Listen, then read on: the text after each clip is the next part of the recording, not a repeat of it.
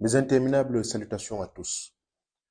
Dans une récente sortie, abondamment relayée sur la toile, le chef de l'État nigérien, le général de brigade Abdourahmane Tiani, a tenu un discours historique.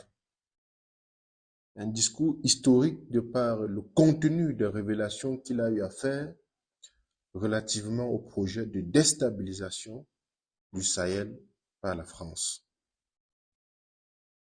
Ces révélations que le président nigérien a eu à faire s'inscrivent tout simplement dans la dynamique de dénonciation que l'ensemble des mouvements panafricanistes et des acteurs de la société civile ont de cesse porté depuis des années sur le continent africain. Et à bien écouter le président Abdourahmane Tiani, des manœuvres visant à mettre en difficulté l'AES seraient actuellement en train d'être planifiées par la France avec la complicité d'un certain nombre de pays voisins. Et dans la sortie, il a bien évidemment cité le Bénin. Vous vous souvenez, il n'y a pas longtemps, nous avons, dans nos différentes sorties, indiqué effectivement qu'il y avait des bases dormantes, des cellules dormantes de la France au niveau du Bénin, parlant effectivement des bases militaires. Le président Tiani est revenu là-dessus et a donné un certain nombre d'informations avec des détails un peu plus précis. Il a indiqué qu'au niveau du Nigeria, les tractations se faisaient ou se menaient pour qu'effectivement on puisse installer également une base de ce côté pour pouvoir former des rebelles. Vous vous souvenez qu'il n'y a pas longtemps, notamment le 24 août, il y a eu une réunion, je pense que c'était à Paris, ou en tout cas il y a eu une rencontre entre le président Bola Tinubu et Emmanuel Macron. Vous vous souvenez très bien de cette rencontre. Et donc, il est allé plus loin en indiquant que la Côte d'Ivoire était impliquée, elle aussi, et ça c'est connu, c'est un secret de polichinelle. Tout le monde sait très bien que au niveau de la Côte d'Ivoire, il y a des bases militaires françaises là-bas, et en l'occurrence, le 43e BIMA, qui n'a cessé de jouer un rôle, je veux dire quoi, néfaste dans la trajectoire qui consiste à nuire un certain nombre de pays voisins. Je parle bien évidemment de la déstabilisation. Il a cité le Niger, comment je vais dire ça, la Guinée-Conakry, où actuellement on a un président au nom de Mamadi Doumbouya qui est dans une, que je sais pas comment qualifier ça, d'un hybridisme qui ne dit pas son nom. On ne sait pas s'il est avec la France, on ne sait pas s'il est avec, de toutes les façons, il est clair. Le président Tiani l'a encore rappelé hier, du moins dans sa récente sortie, que les bases militaires françaises étaient bien installées de ce côté.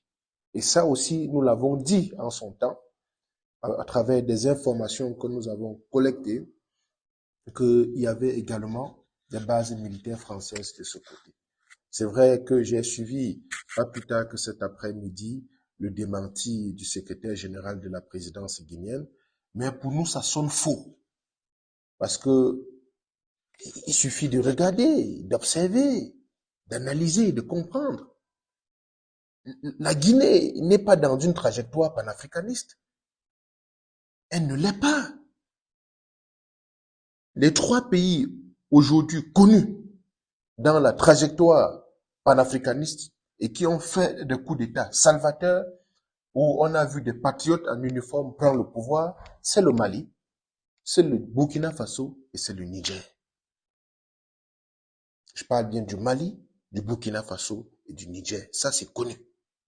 Donc, Mamadi Doumbouya est dans son petit malin, on ne sait pas, mais nous savons très bien qu'il roule pour la France. Et donc, partant de cet élément aussi factuel, il est clair que quand le président Abdourahmane Tiani indique clairement dans sa sortie qu'il y aurait des bases militaires, il n'est même pas au conditionnel, il affirme qu'il y a des bases militaires là-bas, nous ne pouvons pas douter. Parce que le Niger a un service de renseignement. Et au-delà de ça, le Niger est soutenu dans sa trajectoire par bon nombre d'Africains, aussi bien des Nigériens que d'autres populations venant d'autres pays. Et c'est en cela que nous soutenons ce que fait le président Abdourahmane Tiani, ce que fait le colonel Assimi Goïta et bien d'autres personnes, sans oublier le capitaine Ibrahim Traoré. Et donc, en conclusion, je voudrais tout simplement dire que le mauvais jeu que jouait la France en Afrique est aujourd'hui connu de tous. C'est d'ailleurs la raison pour laquelle elle est en train d'être chassée du Tchad.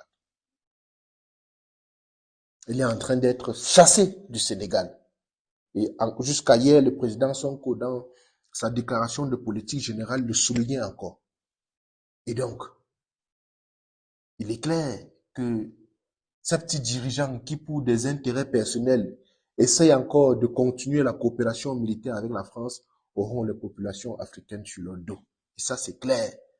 La dynamique engagée par le Mali, le Burkina Faso et le Niger est irréversible. Et tous les dirigeants africains, s'ils veulent bien s'inscrire dans le panthéon de l'histoire, devraient tout simplement suivre ce vent. Faites passer le message.